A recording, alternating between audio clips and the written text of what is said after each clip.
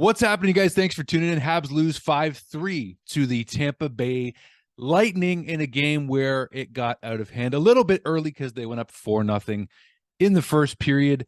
The Tampa Bay Lightning did. Nikita Kucherov, Nicholas Paul, Alex Barry-Boulet.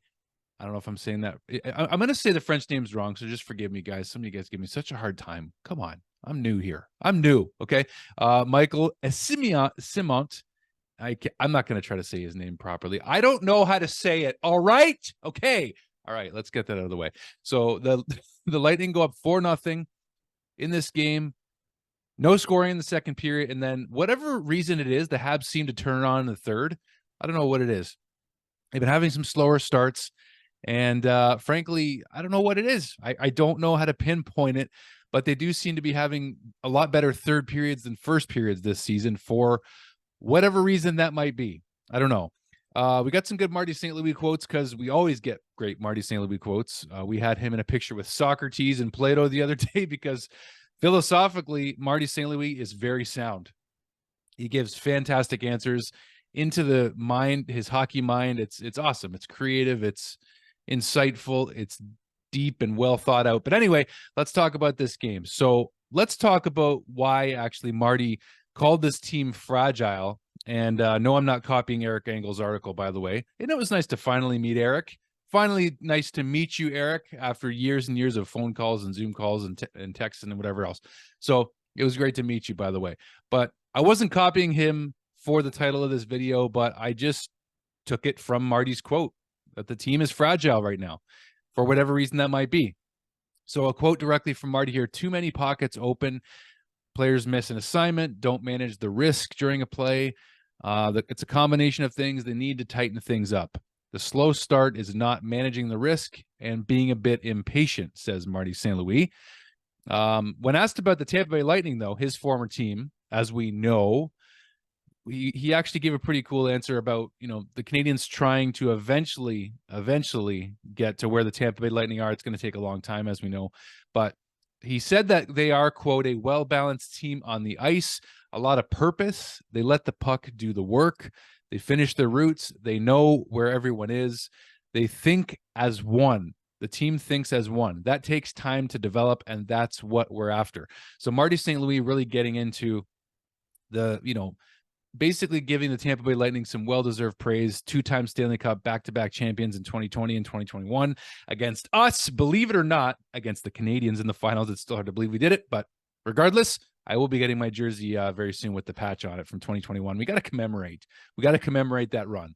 I'm going to point out my hair today. It's all over the place, but that's just how I roll. When I do one take videos, I go randomly off the cuff here. So, the praise that Marty gives Tampa, it's well-deserved, and you watch the way those guys move the puck, man. I mean, it's like you got to envy it a little bit, right? For sure you do, because it's fluid, it's solid. Like Marty said, they all know where each other's going to be. It's like they're all thinking the same thing. They're all on the same page. They've been there. They've done that. They still have the talent. They still have the skill. They have the depth through their lineup still, despite losing some players over the last couple of years.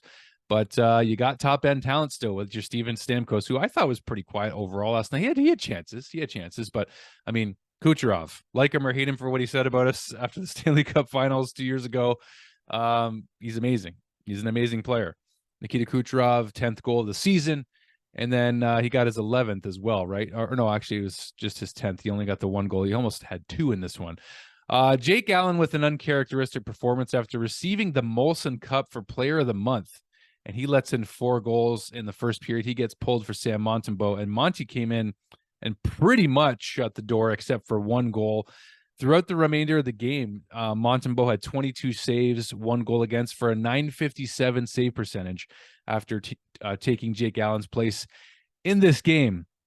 We had some rough stuff with Tanner Jeannot and Arbor Xhekaj dropping the gloves after Xhekaj takes exception to the hit on his buddy Juraj Slafkovsky, and Tanner Jeannot got the best of RB a little bit, but I watched the fight again, and he didn't really connect on maybe more than one punch to me. It didn't look like it. So, and then later on at the end of the game, Xhekaj gets a punch in after the whistle. You saw Jeannot screaming at him. He was bleeding, actually. I don't necessarily like the punches after the whistle when it's not really in a fight situation. I know that Jack I was just trying to get back at him, and I'm sure they'll square off again someday, but I just don't love the penalties that Jack I takes sometimes, as you guys can understand. I've talked about it a couple times on the channel here.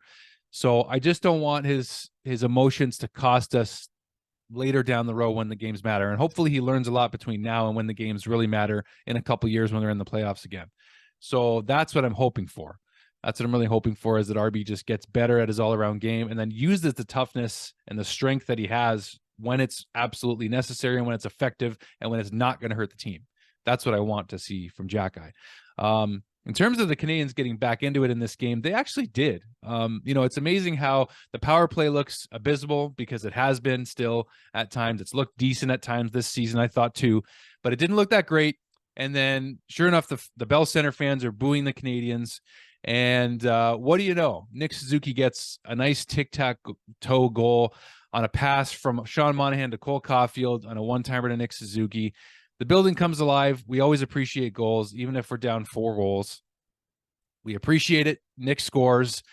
What was the Nick's 4th of the season? Let's clarify that for everybody. Yes, it was his 4th of the season from Monahan and Cole Caulfield, because they were looking at Cole for the shot. But I love the decoy move to another guy who can shoot in Nick Suzuki, his buddy. So, but right afterwards, I mean, Mike Pizzetta makes the 4-goal deficit down to 2, and the Bell Center comes back alive again. They were booing the Canadiens, and then right afterwards, you get the Habs back into the game, and the fans are going to be right with you again. Like, it's just that roller coaster of emotions, right? And that's what I kind of love about Montreal, is you give them good, strong play, you put goals in the back of the net, and give the Canadiens a chance after a pretty not great looking game to that point, and they're right back in it. The fans are right back in it. That's what you love about the Bell Center. If you noticed after Pizzetta's goal, I mean, every puck touch the Canadiens had, like, the fans are re-engaged 100% after that. That's what I love about the Bell Center, is how they get right back into it as long as the Canadiens are giving them a chance to get back into it. That's what you get from the fan base. I love that. So as much as they're right on you and they're frustrated with the power play, as rightfully so, it's hard to watch a lot of nights. And you get the Canadiens right back into it. A shot from Caden Gooley, and he's been decent, of course, since he's been back. And Mike Pizzetta bangs in his 1st of the season to give the Canadiens a chance. And ultimately, they end up, going down in this game. Nicholas Paul gets his 2nd of the game, 7th of the season, on another power play marker, which that Tampa power play is basically tic-tac-toe. They made their goals look too easy in this game from the outset. I mean, again, give them some credit. They're very, very good. Very good. And then Christian Dvorak with a snipe at the end of this game, just for fun, just to give the Habs something positive to end this game on a bit of a high note, with just tickling the twine.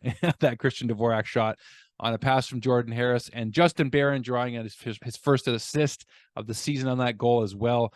So you end ultimately on some positives, mostly just the Dvorak goal to be specific. But at the end of the day, this wasn't a fun game to watch for the majority of it, because Tampa is just that good. And like Marty St. Louis said, the Canadiens are trying.